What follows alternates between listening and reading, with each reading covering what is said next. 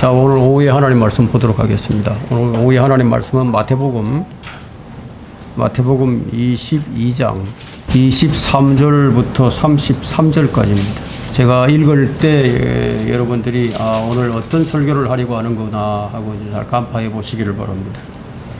제가 23절부터 읽겠습니다. 그날 부활이 없다고 말하는 사두개인들이 주께 와서 물어 말씀드리기를, 선생님, 모세가 말하기를 어떤 사람이 자손이 없이 죽으면 그의 아우가 형의 아내와 혼인하여 자기 형을 위하여 씨를 세우라고 하였나이다. 우리 가운데 7 형제가 있었는데 첫째가 혼인하여 살다가 죽었으나 후손이 없으므로 자기 아내를 다음 아우에게 물려주었고, 둘째도 셋째도 7째까지도 그렇게 하였는데 마침내 그 여인도 죽었나이다. 그러므로 그들 모두가 그 여인을 취하였으니 부활 때에 그 여인은 7 가운데 누구의 아내가 되겠나이까? 라고 하니, 예수께서 대답하여 그들에게 말씀하시기를, 너희가 성경도 하나님의 능력도 모르므로 오해하고 있도다. 부활 때에는 그들은 장가도 시집도 가지 아니하고 하늘에 있는 하나님의 천사들과 같으니라. 이런 말씀이 있으면 이렇게 믿으면 되는데 사람들이 이걸 믿질 않아요. 부활 때에는 시집도 가지 않고 장가도 가지 않고 하늘에 있는 하나님의 천사들과 같이 된다고 했으면 그렇게 믿으면 되죠. 그러나 죽은 자들의 부활에 관하여 하나님께서 너희에게 말씀하신 것을 읽어보지 못하였느냐? 말씀하시기를, 나는 아브라함의 하나님, 이삭의 하나님, 야곱의 하나님이라 하셨으니 하나님은 죽은 자들의 하나님이 아니요 산 자들의 하나님이시라고 하시더라. 우리가 이 말씀을 듣고 주의 교리에 놀라더라. 지식이 있고 또 능력이 있고 또 믿음이 있어요. 믿음이 있는데 다 오늘을 보니까 지식 따로 믿음 따로 능력 따로 이렇게 되는 것 같습니다. 오늘 설교 제목은 이것이 성경을 알고 하나님의 능력을 아는 것이다, 이런 제목을 붙여봤습니다. 이것이 성경을 알고 하나님의 능력을 아는 것이다. 사람들이 성경을 읽지만 잘 이해하지 못합니다. 사람들이 생각하기에 성경을 단순하게 하나님께서 기록하신 책이다, 이렇게만 생각을 합니다. 그러나 성경은 단순한 책이 아니에요. 왜냐하면 성경이 기록되기 이전부터 성경이 말씀을 하고 계셨기 때문이에요. 갈라디아서 3장 8절과 또 로마서 9장 17절에 그것을 설명하고 있는데요. 성경은 미리 앞을 내다봄으로써 먼저 아브라함에게 복음 전파하기를, 성경이 기록되기 전이었는데 성경은 파라오에게 말하기를, 성경이 기록되기 전이었는데 성경이 그렇게 말씀을 했다고 말씀하고 있습니다. 성경은 기록되기 전부터 말씀하고 계셨던 거예요. 이 점을 모르면 성경을 알아도 아는 게 아닙니다. 성경은 살아있는 하나님의 말씀이에요. 하나님은 산 자들의 하나님이시지 죽은 자들의 하나님이 아니십니다. 살아있기에 생명이 있죠. 생명이 있기에 사람을 거듭나게 합니다. 근데 우리가 거듭났기에 우리가 드리는 예배가 살아있어야 돼요. 우리의 믿음도, 우리의 지식도, 우리의 기도도, 우리의 찬양도, 우리의 행실도 모두 죽은 게 아니라 살아있어야 한다는 거예요. 오늘 설교 주제가 좀 길지만 압축을 한다면은 지식과 능력, 지식과 믿음, 이렇게 표현할 수 있겠습니다. 오늘 본문에 사두개인들이 나오는데요. 그들은 지식도 믿음도 없는 살아있으나 죽은 자들이었어요. 살아있으나 죽은 자들, 그런 자들이 참 많이 있죠. 우리 주변에는요, 성경을 전혀 알지 못하는 자들도 있고요, 조금 아는 자들도 있고요, 알아도 좀 어설프게 아는 자들이 있고요, 그럼 또 많이 아는 자들도 있습니다. 그럼 그런 차이를 이제 말하고자 하는 것이 아니고요, 말씀드리고자 하는 것은 하나님의 말씀에 대한 반응이 어떠한가, 그것을 말하려고 하는 겁니다. 성경에 대한 놀라움, 성경에 대한 경이로움, 성경이 이런 것이구나. 내가 이 하나님의 말씀에 대해서 너무나 참 무지했었구나. 자, 이런 것들이 성경을 읽으면서 발견이 된다면 자기에게 참 유익이 되죠. 여러분, 이게 화가가 이제 그림을 그리잖아요. 뭘로 그립니까? 페인트나 뭐 붓, 아니면 뭐 이런 것들을 사용해서 풍경화나 인물화나 정물화, 추상화 등의 그 작품을 이제 창작을 하게 되죠. 그럼 그리는 그림에 따라서 뭐 동양 화가와 또 서양 화가로 나누기도 하고요. 또 기법에 따라서는 어떤 대상을 뭐 구체적으로 표현한 그 구상화가도 될 수도 있고, 아니면 뭐 정해진 이 형태를 따르지 않고 뭐 작가의 표현 의도를 극대화시키는 어떤 추상화가로 나눠지기도 하죠.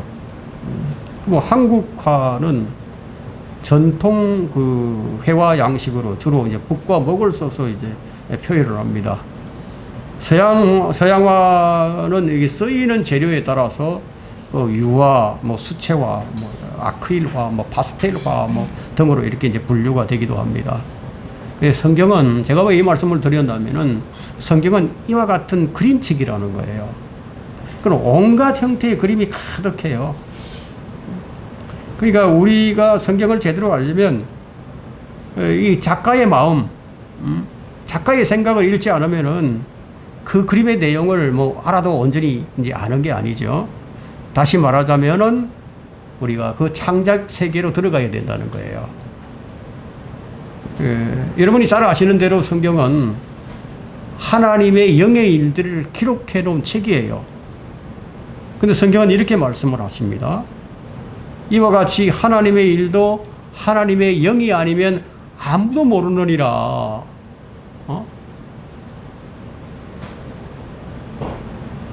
하나님의 일도 하나님의 영이 아니면 아무도 모른다. 그럼 성령이 아니면 하나님의 일을 알 수 없다는 거죠. 그래서 성령의 조명이 없이는 성경을 올바로 안다는 것은 불가능입니다. 하나님께서는 화가로서 완성된 그림을 우리에게 주신 거예요. 그런데 성경을 가지고 있던 사두개인들은 부활에 대한 지식이 없었어요. 부활 때는 장가도 시집도 가지 않고 하늘에 있는 하늘에 그 하나님의 천사들과 같이 된다고 했는데 지식이 없었어요, 그들이.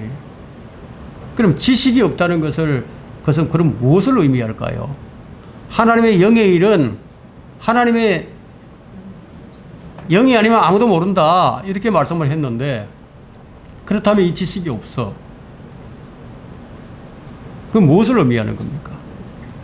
성령의 사람이 아니라는 거죠. 성령의 사람들이 아니다.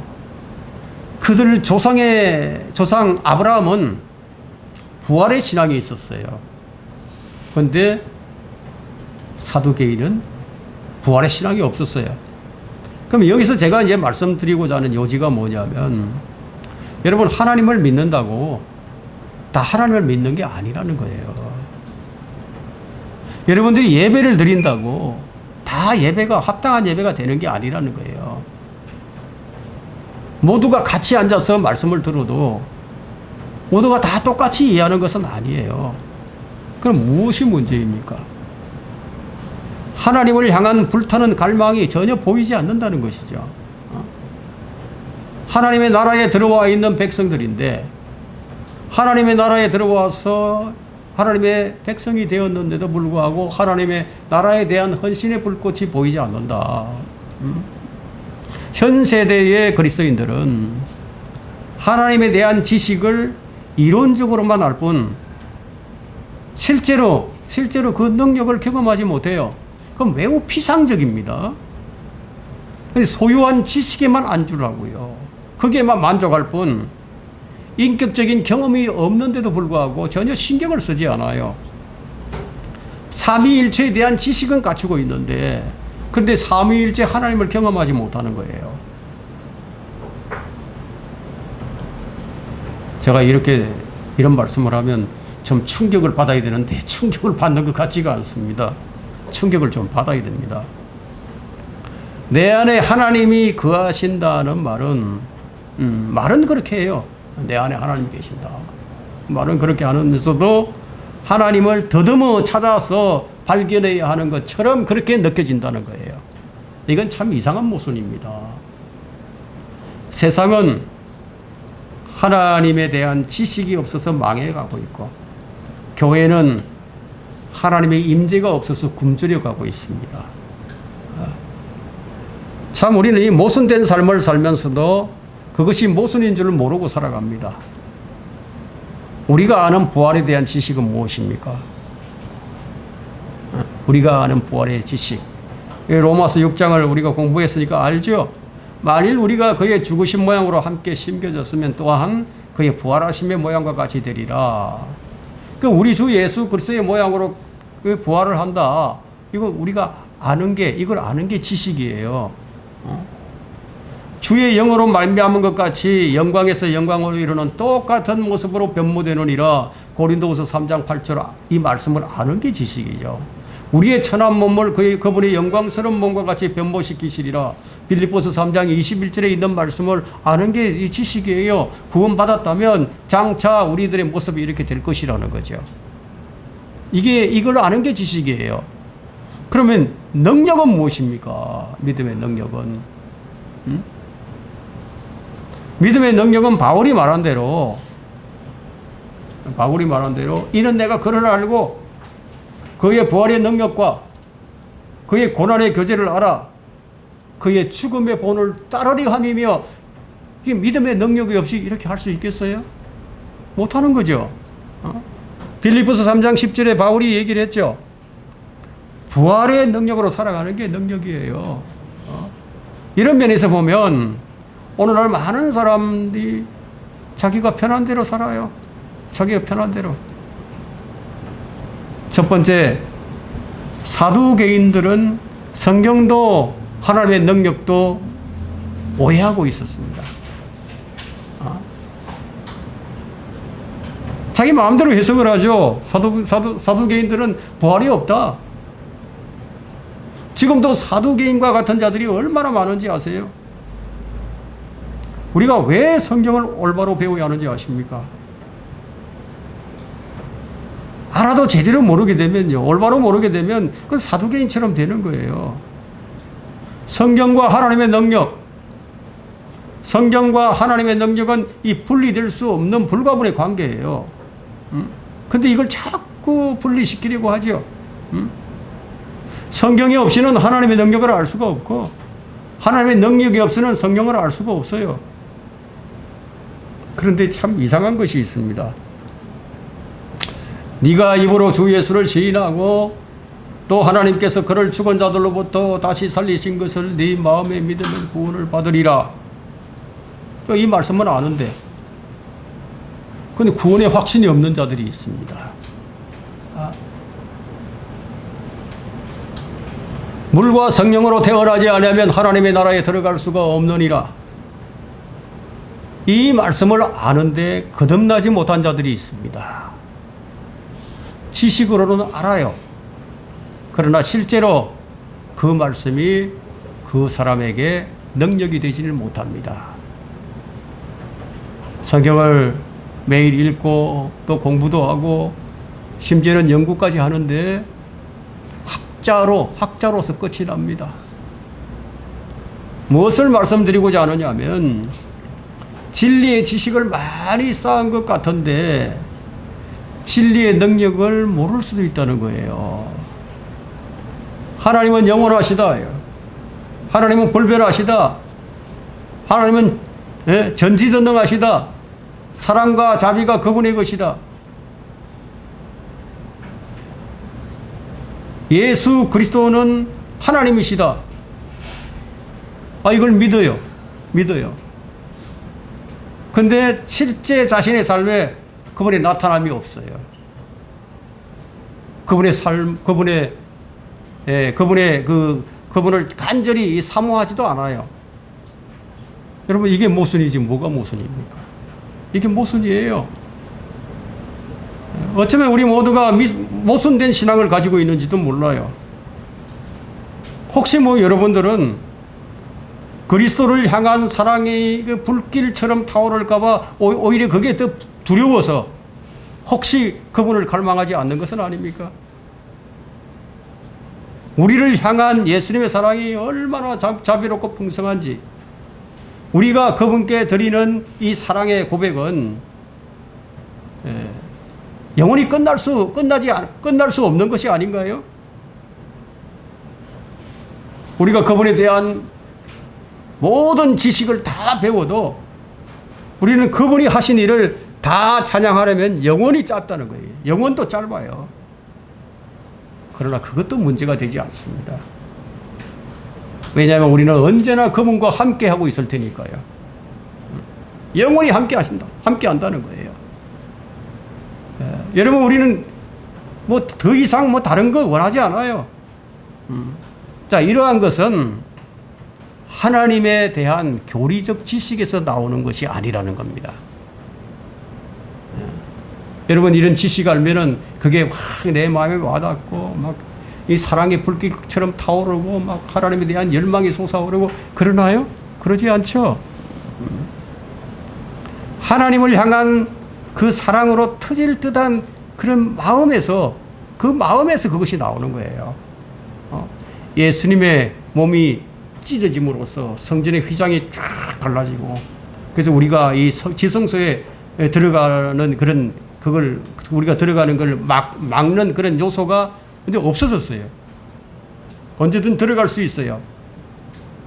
그런데 왜 우리는 밖에서 얼쩡대고 있을까요? 왜 바깥에서만 서 있고 안으로 들어가서 주님과 교제하려고 하지 않을까요? 우리가 아는 지식이 이 모든 걸 다 설명하지 못합니다. 우리는 자기 중심적이라는 이 자기의, 자기 연민, 자기 확신, 자기 충족, 자기 예찬, 자기 사랑, 이것들이 우리 안에 너무너무 깊숙이 박혀 있어서 주님과의 거리를 두게 만듭니다. 이 또한 우리가 모르는 것이 아니라 아는데 능력으로 살아내지를 못합니다. 아는 것과 능력으로 사는 것은 별개예요. 별개지만 둘 다 매우 중요합니다. 이 두 가지는 반드시 결합이 되어야 되고 균형과 조화를 이루어야 합니다. 성경을 하면 지식을 얻죠. 그럼 지식을 알았으면 그 지식으로 살아가야 하는데, 그런데 그 지식을 능력으로 살아내지를 못해요. 태초에 말씀이 계셨다. 그 말씀이 육신되어 우리 가운데 오셨다. 그리고는 그분이 죽으셨다. 그리고 부활하셨다. 그 부활의 능력인 말씀이 성경에 기록되어 있지만, 성경에는 있지만 그것을 개인적으로 믿지 않는다면은 그 부활의 능력은 그 사람의 것이 될 수가 없는 거예요. 다시 말하면 이 능력의 부분은 반드시 무엇을 전제로 하느냐 하면 이해를 전제로 하는 것이 아니라 믿음을 전제로 하는 것이랍니다. 믿음을 전제로 한다. 믿을 때만 비로소 그 말씀이 능력이 됩니다. 성경 지식이 많은 사람도 어떤 상황이 왔을 때 그 말씀이 아는 지식이 능력이 되질 않아요. 결정적인 순간이 딱 왔을 때 그냥 뭐 자기 육신의 성향이 그대로 드러나 버립니다. 그 말씀은 어디로 가버렸는지. 성경을 지식으로 알았는가 아니면 능력으로 알았는가 다 드러난다는 거예요. 성경은 믿으면 의롭게 된다고 말씀하고 있죠. 믿으면 의롭게 된다. 성경이 그렇게 말을 하고 있어요. 그런데 사람들이 그 성경을 읽어요. 근데 어떤 사람은 그 말씀이 능력이 되어서 죄의 문제가 해결이 되지만, 어떤 사람은 그 말씀이 능력이 되지 못해서 해결이 되지 않아요. 어떤 사람에게는 성경이 이 능력의 말씀이지만 어떤 사람에게는 아무것도 아니에요.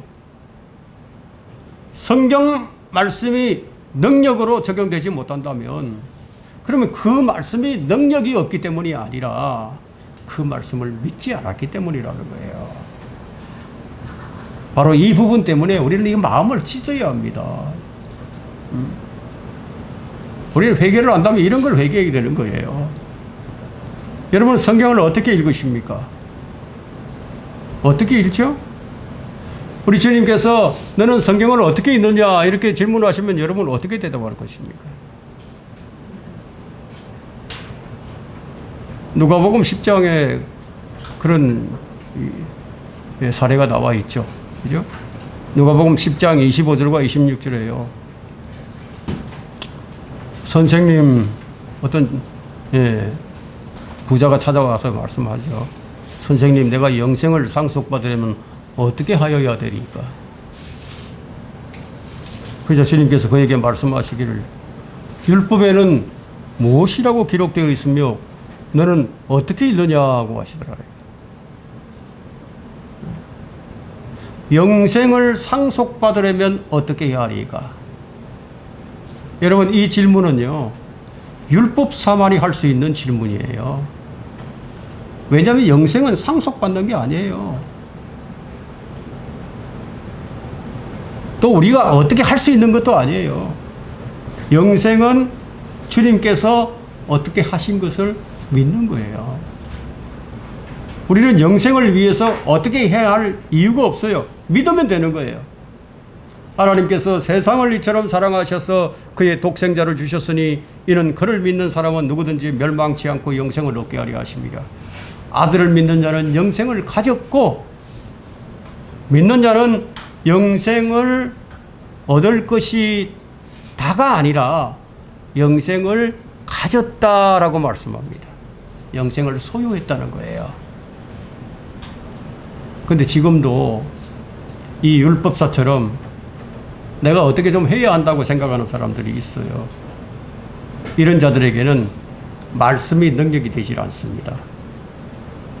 어떤 사람에게는 이 성경이 유익이 되고 어떤 사람에게는 성경이 해로워요.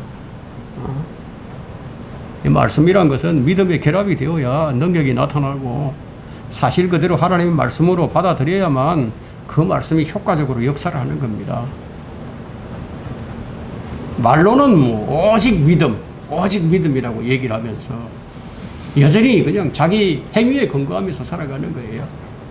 내가 잘 믿으면, 내가 잘 하나님 섬기고 열심히 충성하고 봉사하면 천국에 가겠지. 그게 불확실한 믿음을 가지고 어떻게 신앙생활을 합니까? 언제 죽을지도 모르는데 오늘 밤 죽는다면 어떻게 되겠습니까? 너는 어떻게 읽느냐?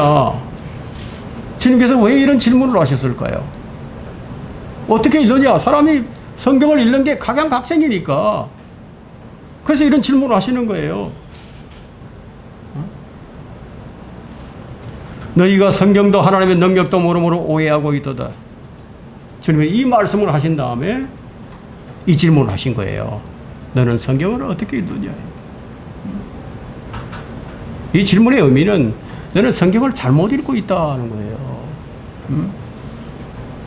방법상의 문제가 있다는 거예요. 수많은 사람이 성경을 읽죠. 근데 이해하는 것은 다 제각각이고 해석하는 것도 다 제각각이에요. 그래서 거기서 이단이 나오고요. 실행이 달라지고요. 믿음도 달라지고요. 그러니까 자기가 보고 싶은 대로 읽고 보고 싶은 대로 그냥 내게 유리한 쪽으로 그렇게 해석을 해버린다는 거예요. 바울은 이런 말을 했습니다. 너희가 읽을 때 거기서 그리스도의 신비 안에 있는 나의 지식을 이해하게 된다고 했습니다. 읽을 때. 읽으면 어떻게 읽어야 한다는 겁니까? 똑같은 것을 읽었으면 똑같은 것을 알고 똑같이 이해하고 똑같은 실행을 해야 되는데 다 그게 아니잖아요. 같은 것을 읽더라도 어떻게 읽느냐에 따라서 각양각색으로 다 변해버립니다. 그래서 주님께서 너희는 성경도 하나님의 능력도 모르고 오해한다고 말씀하고 있죠. 하나님의 말씀은 종종 음식이나 이제 과일로 좀 이렇게 비유가 되곤 하는데 우리가 성경을 읽는다, 또 성경을 공부한다, 또 성경을 연구한다. 그런데도 성경을 모른다는 거예요. 하나님의 능력을 모른다는 거예요. 자, 이것은 무엇과 같으냐면요. 이 사과를 놓고, 이 사과를 하나 놓고 연구를 하는 거예요. 이 색깔은 붉고 푸르고 뭐 여러 가지 사과 종류가 많이 있죠. 그리고 공부를 해요. 연구를 하는 거예요.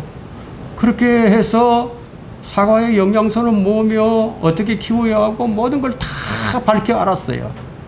그래서 사과에 대해서는 이제 박사가 됐어요. 설명을 잘 합니다. 예? 어떻게 수확을 하는지 어떻게 키워야 하는지 다 하는데, 그런데 문제가 뭐냐면 사과를 안 먹었어. 예? 사과를 먹어본 적이 없어. 그러면 그건 알아도 아는 게 아니에요. 그렇죠?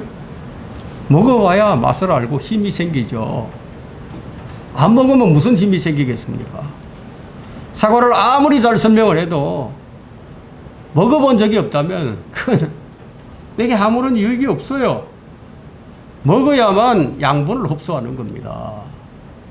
우리가 성경을 믿는다, 주님을 믿는다는 것은 주님을 먹는 거예요. 주님은 먹는 거예요. 주님은 생명의 빵이십니다. 나를 믿는 사람은 영생을 가졌나니 나는 그 생명의 빵이니라. 너희가 인자의 살을 먹지 않고 또 그 피를 마시지 아니하면 너희 안에 생명이 없느니라. 자, 먹어야 생명이 있죠. 예수님이 생명이신데. 예? 모세도 알고 아브라함도 알고 요셉도 알고 노아도 알고 아담도 알고 다 알아.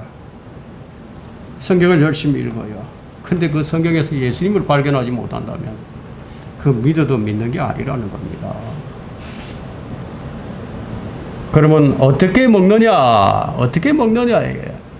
예수님이 이건 빵도 아니시고 예수님을 뭐 살과 피를 먹을 수도 없는데 어떻게 먹느냐는 거예요. 그래서 그분을 믿음으로 내 안에 영접하는 것이 곧 먹는 거예요. 그 말씀 또한 마찬가지입니다. 하나님의 말씀을 내 안에 받아들일 때 비로소 그 말씀이 역사를 하기 시작하는 거예요. 성경과 하나님의 능력을 제대로 알려면 하나님의 말씀을 믿음으로 받아들이는 것, 그 외에는 다른 방법이 없습니다. 우리가 성경을 계속 읽고 지식이 쌓여가지만 그러나 먹지 않고 시청각 교육만 계속하고 있다면 말씀이 삶에서 능력으로 나타나지 않는다는 겁니다.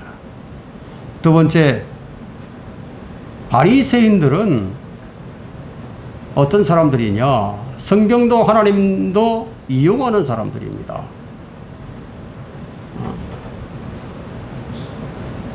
사두개인들은 성경과 하나님의 능력을 오해하는 사람들이었지만 이 바리새인들은 성경도 하나님도 이용하는 자들이다. 이게 무서운 자들입니다. 이 자들은. 주님은 바리새인들을 향해서 말씀하시기를 위선자인 서기관들과 바리새인들아 너에게 화가 있으리라. 왜 위선자라고 하시죠? 입으로는 믿습니다 한단 말이에요. 그분의 능력을 믿습니다. 하나님 우선주의라고, 하나님 제일주의라고, 하나님 유일신이라고, 우리는 하나님을 믿습니다. 하나님의 능력이시다. 이렇게 말은 그렇게 해요. 하나님이 모든 것의 주관자시라고 그렇게 말을 하는데 자기가 사는 것은 자기 능력으로 살아가더라는 거예요. 자, 이런 말씀들은 우리로 많은 것을 생각나게 만들죠. 그렇죠? 하나님을 아는 지식이 있었어요. 있었어요. 하지만 하나님의 능력이 없었어요. 하나님은 그런 말뿐인 자들에게는 자신을 나타내지 않습니다.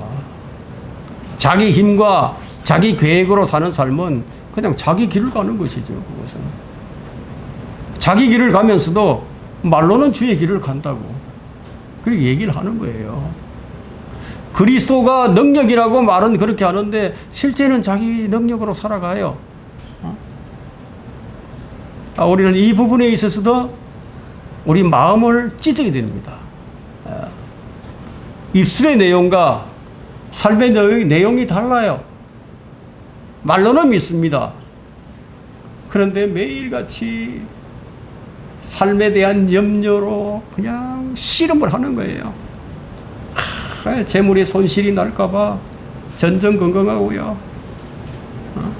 뭐 자식이 좀 잘못될까봐 그냥 전전긍긍하고요. 내일을 염려하고 그냥 마치 세상의 노예처럼 살아가는 거예요. 하나님을 잘 안다고 하는데, 그런데 하나님의 능력은 보이지 않습니다. 아무것도 염려하지 말라. 아무것도 염려하지 말라. 그 말씀을 진짜 믿는 사람은 염려하지 않는 거죠. 그죠? 말씀은 반드시 믿음과 결합이 되어야 비로소 능력으로 나타나게 됩니다. 유대인들이 성경을 알았습니다. 어떻게 알았는지 아십니까? 마태복음 2장 4절부터 6절을 보겠습니다. 성경을 얼마나 잘 아는지 한번 보겠습니다. 마태복음 2장 4절부터 6절까지를 제가 읽습니다. 백성의 모든 선임 제사장들과 서기관들을 함께 모으고 그리스도가 어디서 태어나겠느냐고 물으니 그들이 말하기를 유대의 베들레헴이오니 이는 선지자에 의하여 이렇게 기록된 바 너 유다 땅 베들레헴은 유다의 통치자들 가운데서 가장 작지 아니하도다. 이는 너에게서 한 다스리는 자가 나와 내 백성 이스라엘을 통치할 것임이라고 하였음이니이다 하더라. 너무너무 주님에 대해서 잘 알아요. 어디서 태어날 것인지, 그분이 어떤 일을 하실 것인지 다 알고 있어요. 하지만 그들은 주님을 영접하지 않았습니다. 선임 제사장들과 서기관들이 성경을 알아요. 유대인의 왕이 어디서 태어날 것인지. 그런데 이 중에서 한 사람도 태어나신 왕께 와서 경배를 드린 자가 없었습니다. 성경을 아는 것과 믿는 것은 별개예요. 성경을 가장 잘 아는 자는 누구일 것 같습니까? 마귀가 성경을 가장 잘 압니다. 마귀는 성경을 얼마만큼 아느냐 하면 자기가 언제 끝날지도 다 알고 있습니다. 그러나 성경을 많이 아는 마귀가 하나님을 대적합니다. 대제사장은 성경을 얼마나 잘 아는지 예수님의 죽음을 알아요. 그 해에 대제사장 카야파가 그들에게 말하기를 너희가 아무것도 모르며 너희는 모르지만 나는 안다 이런 얘기거든요. 그러면서 성경에 관해서 얘기를 합니다. 요한복음 11장 50절에 또 한 사람이 백성을 위해서 죽으면 온 민족이 멸망치 않는 것이 우리에게 유익한 줄을 너희가 생각하지 못하는도다. 이렇게 안단 말이에요. 제사장이. 이스라엘만이 아니고 온 민족이 멸망치 않는 것이 안단 말이에요. 그런데 성경 지식이 해박하죠? 그죠? 해박하죠? 그 해박한 성경 지식이 해박한 이 가야파가 예수님을 재판을 합니다. 이런 모순이 어디 있습니까? 이런 모순이 우리에게도 있을 수 있다는 거예요. 주님은 공회의 재판정에 먼저 끌려갔습니다. 그래서 주님은 종교 재판을 받으셨어요. 이 종교 재판의 판사가 누구냐? 바로 해박한 지식을 가진 카야파였습니다. 그는 성경을 너무 잘 압니다. 그런데 그 아는 지식을 주님을 대적하는 데 사용했습니다. 많은 사람들이 성경을 아는데, 근데 그 아는 것을 가지고 자기 밥벌이에 쓰고요. 자기의 명예를 높이는 데 쓰고요. 자기 입지를 높이는 데 쓰고요. 자기 배를 불리는 데 씁니다. 그러나 정말 성경을 아는 사람, 정말 성경에 하나님을 알았던 자들은요, 모두가 하나같이 하나님 앞에 엎드렸습니다. 하나님 앞에 엎드리는 거예요. 참으로 아이러니한 것은 하나님을 믿는다는 그런 자들이 주님을 죽였다는 거예요. 그때나 지금이나 조금도 다르지 않습니다. 그들이 누구입니까? 대제사장과 서기관과 바리새인들입니다. 오늘날로 치면 어떤 자들이죠? 오늘날로 비유하자면은 총회장들, 지식만 소유한 자들은 하나님의 말씀이 칼이 아니라 이건 갈대예요, 갈대. 세상이 이렇게 하면 이렇게 하고 세상이 저렇게 하면 저렇게 합니다. 바람이 불면은 움직이고 다 쓰러집니다. 겉으로 보면 줏대가 있는 것 같아요. 가르치기도 잘하죠. 책도 펴내요. 그러나 하나님의 능력을 모르는 갈대와 같은 자들은 어떤지 아십니까? 작은 세파에도 넘어지는 거예요. 작은 이익 앞에서 비굴해집니다. 그러면서도 나는 성경을 안다고 주장을 합니다.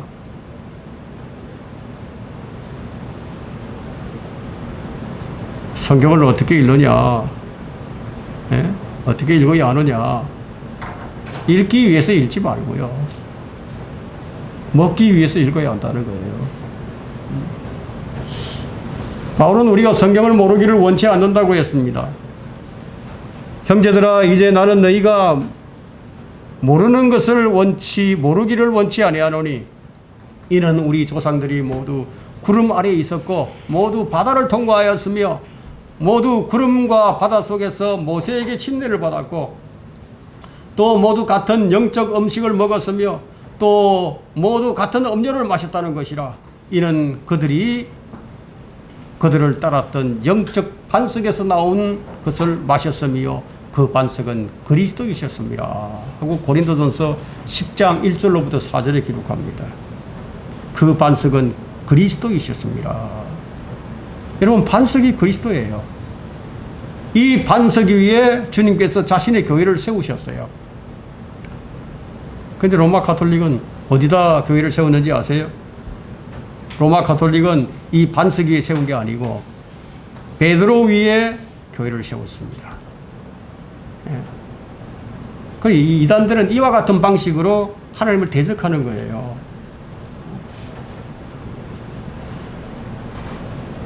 참 어리석은 가톨릭 교도들이 자신들은 잘 믿는다고 생각을 하지만, 그죠? 잘 믿는다고 생각해요.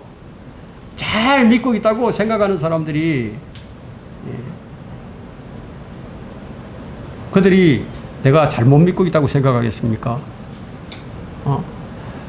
가톨릭, 오늘도 이 주일날 성당에 가서 미사를 보고 나오는 사람들이, 야, 내가 이게 잘못 믿고 있다, 이런 생각하는 사람이 있겠어요?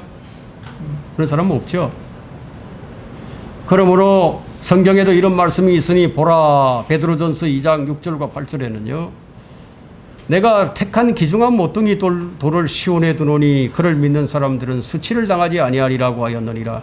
그러므로 믿는 너희에게는 그가 귀중하나 불순종하는 자들에게는 건축자들이 버린 그 돌이 모퉁이의 머릿돌이 되고 또 넘어지게 하는 돌과 거치는 반석이 되었으니 곧 불순종함으로 말씀에 걸려 넘어지는 자들에게니라. 그들은 또한 그렇게 되기로 정해졌느니라. 예수님이 어떤 사람에게는요, 생명이 되고, 다 축복이 되지만, 그래도 어떤 사람들에게는요, 거치는 반석이 된다는 거예요. 넘어지게 하는 돌이 된다는 거예요. 여러분, 반석이 베드로인가요? 반석이 베드로가 맞아요? 반석은 그리스도죠.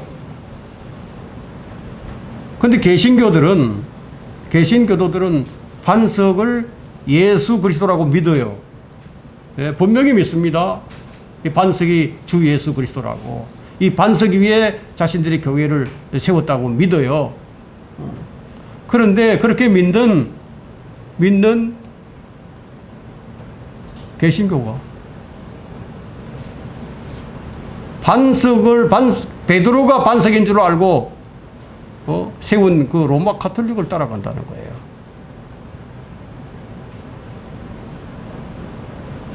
말은 이렇게 하면서 같은 것인 줄 알아요. 다른 것인데. 그들의 반석이 우리들의 반석과 같지 않음을 그들 자신들도 알고 있는데도 불구하고 개신교는 몰라요, 이거를. 모세는 가짜 반석을 따르는 자들에 대해서 뭐라고 했는지 아십니까? 가짜 반석을 따르는 자들. 신명기 32장 한번 펼쳐보십시오. 신명기 32장 31절. 자,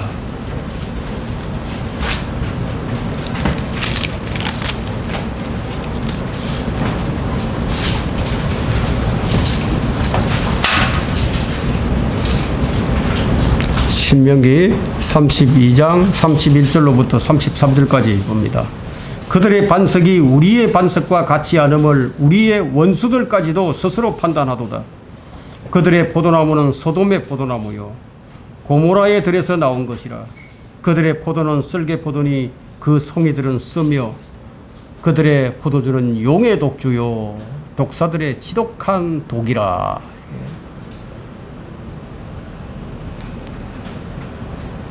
주님께서 이런 자들에 대해서 뭐라고 말씀하셨는지 한번 찾아보겠습니다. 이제 요한복음 8장으로 와서 한번 찾아보겠습니다.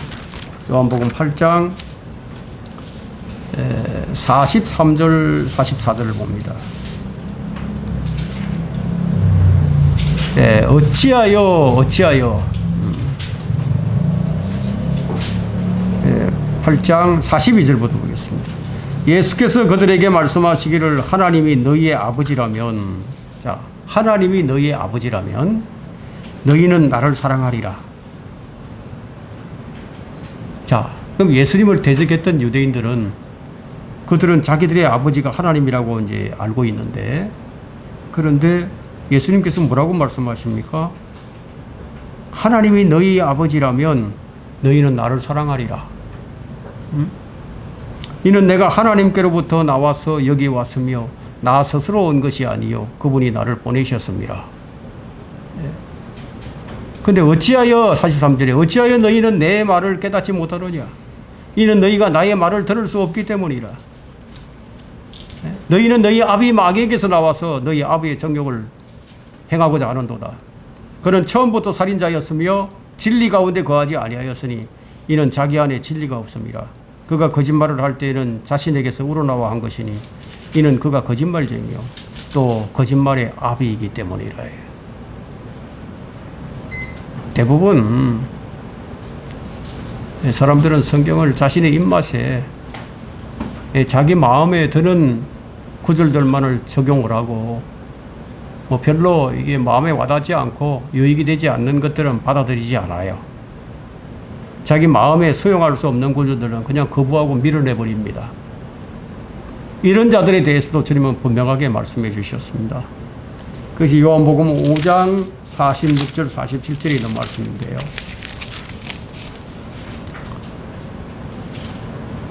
너희가 모세를 믿었다면 나를 믿었으리니 이는 그가 나에 관하여 기록하기 때문이라. 그러나 만일 너희가 그의 글들을 믿지 않는다면 어떻게 나의 말들을 믿겠느냐. 그 모세를 믿었다면 반드시 나를 믿게 되어 있다는 거예요. 유대인들이 모세를 진짜로 믿었다면 반드시 예수님을 믿게 되어 있다는 거예요. 그러니까 이 둘 중에 어느 한쪽만 믿을 수 없다는 거예요. 왜냐? 성경은 그리스도를 나타내는 책이니까. 모세를 제대로 알면은 그리스도를 반드시 믿게 되어 있다 이거예요.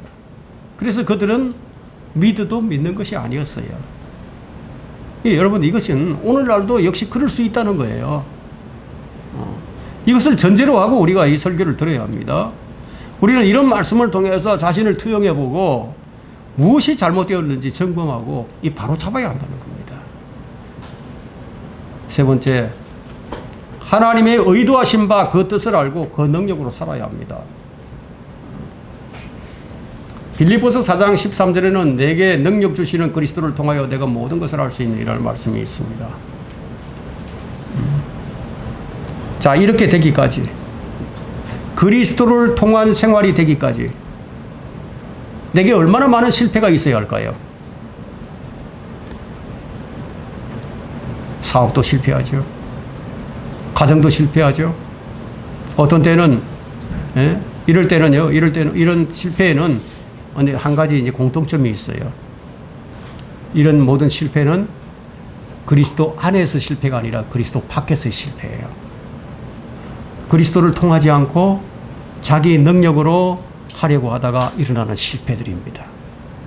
내 생각에는 될 것 같은데, 자기 자아의 문제가 해결되지 않으면요, 우리가 이 말씀대로 주님을 따를 수가 없어요. 내게 능력 주시는 그리스도를 통하여 내가 모든 것을 할 수 있느니라. 왜 성경은 자기 생각을 버리고 주께로 돌아오라고 이렇게 말씀하시는지 이 말씀을 통해서 우리가 이해를 하는 겁니다. 주의 다루심을 받은 사람은 실패를 합니다. 그러나 그 실패 속에서 뭘 보게 되죠? 그 실패 속에서 자기를 발견하죠. 자기의 완악함을 보게 되고요. 자신이 실패할 수밖에 없는 존재인 것을 깨닫게 되죠. 그러면서 주님을 알아가기 시작하는 거예요. 점점 더 깊이 알아갑니다. 결국 모든 실패는 가정의 실패가 아니고 사업의 실패도 아니고 자기 본질을 발견하고 주님을 의지하지 못한 그 부분에 대한 실패였다는 겁니다. 왜 이런 실패가 필요할까요? 자신의 연약함을 발견하게, 너를 알라고 그렇게 해서 주님을 따르게 하신다는 겁니다. 그래서 사도 바울은 이제 그리스도의 능력을 고백합니다. 오히려 연약한 것을 자랑하게 됩니다. 주께서 내게 말씀하시기를 내 은혜가 내게 충분하도다. 이는 내 능력이 약한 데서 온전하게 됨이라. 그러므로 내가 매우 기쁘게 나의 약한 것을 자랑하리니 이는 그리스도의 능력이 내게 거하게 하리 함이라. 여러분, 그리스도의 능력이 내게 거하게 하여야 된다. 여러분 모두가 그래야 된다는 거예요. 약한 걸 자랑한다는 겁니다. 약한 것이 육체의 가시죠. 처음엔 이 육체의 가시를 왜 주셨는지 바울은 주님의 그 의도를 잘 몰랐어요. 그러나 이 그리스도의 능력이 약한 데서 온전하게 된다는 사실을 알고 난 다음에 그때부터는 오히려 약한 것을 자랑하게 됩니다. 바울이 어떻게 육체의 가시를 견딜 수가 있었겠습니까? 얼마나 고통스러웠겠습니까? 그건 성경을 아는 지식이 그렇게 한 것이 아니에요. 하나님의 능력이 그렇게 한 것이에요. 오늘 우리는 바로 이 능력이 필요합니다. 다시 말하면 하나님의 능력을 아는 사람들은 자기 생각으로 무엇을 결정하지 않아요. 오늘 우리 오전에 공부를 했죠. 말씀을 제가 전할 때에도 생각을 마귀가 주는 생각이 있고 주님이 주시는 생각이 있고 내 생각도 있다고 말씀을 드렸죠. 내 생각으로 결정하지 않는단 말이에요. 우선 우리는 하나님의 능력을 알아야 합니다. 하나님의 능력은 무엇입니까? 그리스도는 하나님의 능력이라. 고린도전서 1장 24절에 그리스도는 하나님의 능력이요 하나님의 지혜니라. 우리의 생명도 그리스도예요. 그 주님께서 성경은 나에 관하여 기록하고 있다. 너희는 성경을 상고하라. 성경을 읽고도 주님을 올바로 모르면은 그건 아는 게 아니라는 거예요. 바울은 주님을 올바로 알았습니다. 바울이 주님을 올바로 아니까 어떻게 했죠? 올바로 아니까? 올바로 알면 이렇게 합니다. 이는 내가 그를 알고 그의 부활의 능력과 그의 고난의 교제를 알아 그의 죽으심의 본을 따르려 하는 거예요. 알면 이렇게 한다 이거예요. 그러면 이게 없는 사람은 무엇입니까? 하나님의 능력을 제대로 아는 게 아니라는 거죠. 자, 능력을 아는 자는 어떤 연약함이 왔을 때 하나님의 뜻을 알기 위해서 무엇부터 하겠습니까? 하나님께 기도하겠죠. 그래서 그 연약함을 통해서 하나님의 능력을 알아가는 것을 배워간단 말이에요. 하나님의 능력을 배워갑니다. 이것이 성경을 알고 하나님의 능력을 아는 겁니다. 자, 여러분에게도 어떤 가시가 있을 거예요. 그러나 그 가시가 있는데도 능력을 모를 수가 있습니다. 그렇다면 얼마나 깊이 말씀의 칼이 찔려 들어가야 하는 겁니까? 여러분, 도무지 항복할 줄을 몰라요. 많은 사람이 넘어지죠. 근데 하나님께서는 그 사람이 넘어지는데 그냥 내버려 두세요. 왜 그러시죠? 넘어지지 않으면은요, 사람이 자기 연약함을 인정하지 않습니다. 넘어져도 항복하지 않는 사람들도 있어요. 여러분, 사람이 그만큼 완악한 겁니다. 계속 넘어지는데도 자기 자신의 연약함을 인정하지 않아요. 그러면 그 사람이 깨달을 때까지 그냥 내버려 두시는 거예요. 넘어지라고.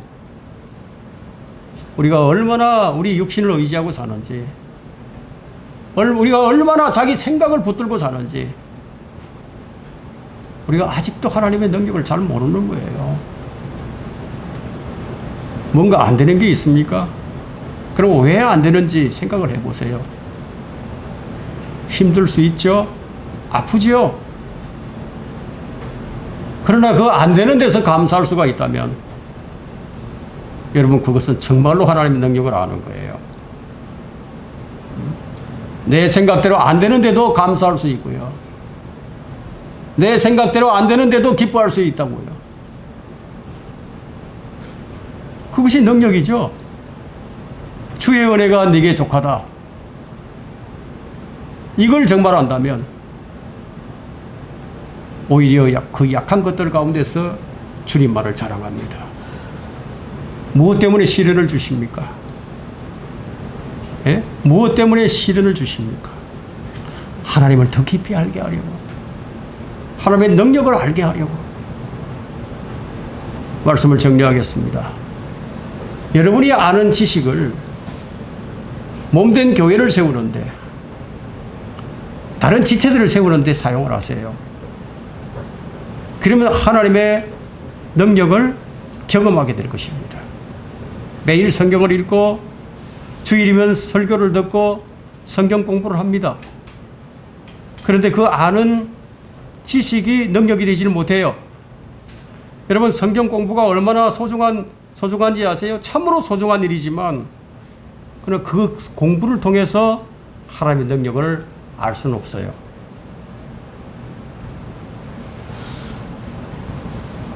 그 아는 지식이 능력이 되지 못하니까. 하나님의 말씀은 먹어야 되는 거예요. 먹고 소화시켜서 온 몸에 골고루 양분이 퍼져나가게 해야 합니다. 우리는 성경을 다 알 수 없어요. 우리는 다 모릅니다. 아무리 공부를 한다 하더라도. 욥기 11장 7절에 이런 말씀이 있습니다. 네가 찾는다고 해서 하나님을 찾아낼 수 있겠느냐? 네가 전능하신 분을 완전히 찾아낼 수 있겠느냐? 불가능하다는 거죠. 우리 하나님을 완전하게는 알 수 없어요. 우리는 성경을 통해서 하나님을 온전히 분석할 수도 없어요. 그러나 성경을 통해서 우리 자신을 비춰볼 수는 있습니다. 성경을 통해서 내 본질을 발견할 때 비로소 하나님의 능력을 경험할 수 있습니다. 우리가 주의 능력을 경험하지 못하는 이유는 아직까지 자기를 보지 못하기 때문입니다. 말씀의 거울을 통해서 자기 자신을 발견해야 합니다. 그러면 능력의 주께서 그 능력이 무엇인지를 입증시켜 주실 거예요. 다시 말씀드리지만 성경 공부는 매우 중요합니다. 그러나 배우는 것만으로 해결되지 않습니다. 인간의 전적인 타락, 그리스도의 의로만이 얻는 칭의의 교리, 이런 교리들을 제대로 가르치면 자기 중심적인 삶에서 벗어날 수 있지 않을까,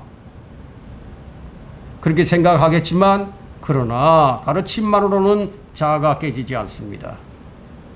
인간의 자아가 얼마나 완고하고 뻔뻔한지 주님께서 피 흘리며 죽는 모습을 보면서도 아무런 영향을 받지 않을 수도 있습니다.